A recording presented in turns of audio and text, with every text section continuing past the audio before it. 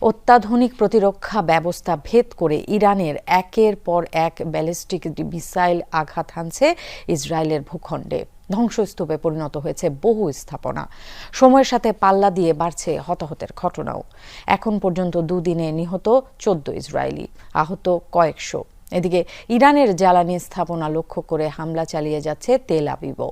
স্থানীয় গণমাধ্যমের দাবি, ইরানে প্রাণ গেছে 2 শতাধিক মানুষের।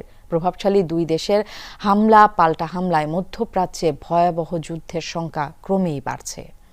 ওয়ালটন আবারও মিলিয়নিয়ার অফারে ওয়ালটন ফ্রিজ কিনে আপনিও হয়ে যেতে পারেন মিলিয়নিয়ার। থেমে থেমে বিস্ফোরণের বিকট শব্দ। গত দুদিন ধরেই নিয়মিত বিরতিতে মিসাইল হামলার সাক্ষী হচ্ছে ইসরায়েলিরা। তেল আবিব সহ বিভিন্ন শহরে ধ্বংসস্তূপে পরিণত হয়েছে অনেক ভবন।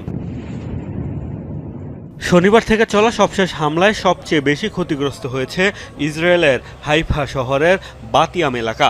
মিসাইলের আঘাতে ধসে পড়ে পুরো একটি আবাসিক ভবন। ঘটে বহু হতাহতের ঘটনা। এখনও নিখোঁজ অনেকে, যাদের উদ্ধারে চলছে তৎপরতা। অনেক ক্ষয়ক্ষতি ও হতাহত হয়েছে। নিখোঁজের সংখ্যাও কম না।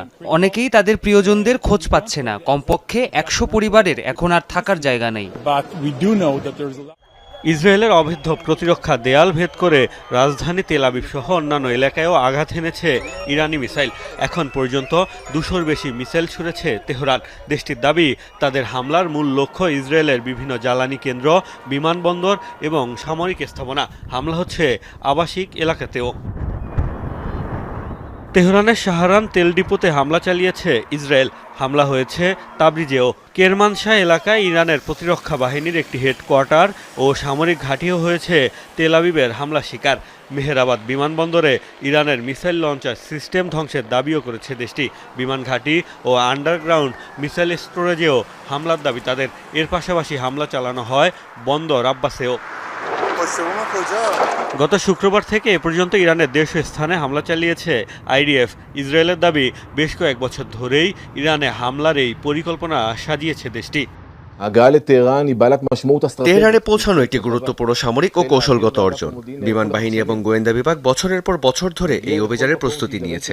ইসরায়েলি নাগরিকদের রক্ষায় যা যা করা দরকার সবই করব আমরা। তেহরান আর সুরক্ষিত নয়। ইরানের রাজধানী এবং তাদের সন্ত্রাসী প্রতিষ্ঠানগুলো এখন ইসরায়েলি হামলার আওতায়। এদিকে ইসরায়েলকে সহায়তা করলে মধ্যপ্রাচ্যে অবস্থিত যুক্তরাষ্ট্র, যুক্তরাজ্য ও ফ্রান্সের ঘাঁটিতে হামলার হুমকি দিয়েছে ইরান। মোস্তফা মাহমুদ, যমুনা নিউজ।